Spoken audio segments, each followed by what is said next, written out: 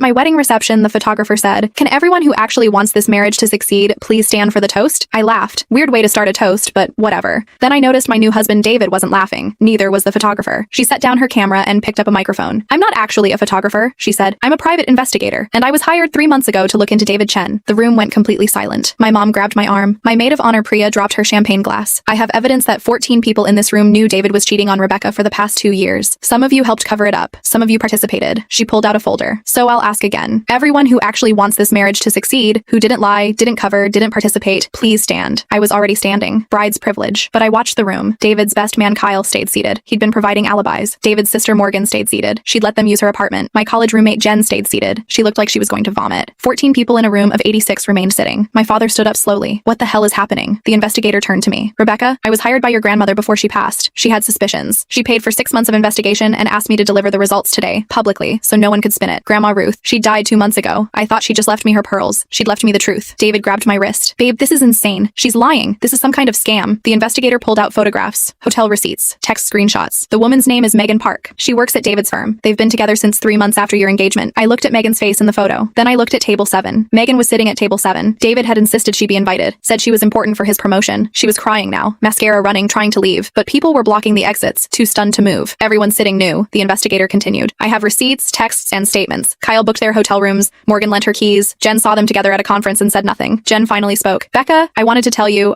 you were my maid of honor," I said. She didn't have an answer. My mother was shaking. My father looked like he wanted to kill someone. David was still holding my wrist. "We can work through this. People make mistakes." I pulled my hand away. "You brought her to our wedding?" "I didn't think you made me hug her in the receiving line." He had nothing. I looked at the 72 people standing. My dad, my mom, my coworkers, my cousin who'd flown in from Portugal. Then I looked at the 14 sitting. People I'd trusted, people I'd fed, housed, cried to. I took off my ring and set it on the head table. Reception's over. I walked out in my wedding dress. Didn't look back. My mom caught up to me in the parking lot. She didn't say anything. Just took off her jacket and wrapped it around my shoulders. We drove to a diner 3 towns over. I ordered pancakes at 9 p.m. in a $12,000 dress. My phone was exploding. I turned it off. Somewhere around my 3rd cup of coffee, my mom finally spoke. "Your grandmother always said you deserved someone who chose you every single day." I started crying, but not because I was sad, because Grandma Ruth loved me enough to save me, even after she was gone. That night, I slept at my parents' house in my childhood bed, and for the first time in 2 years, I didn't feel like I was pretending everything was fine.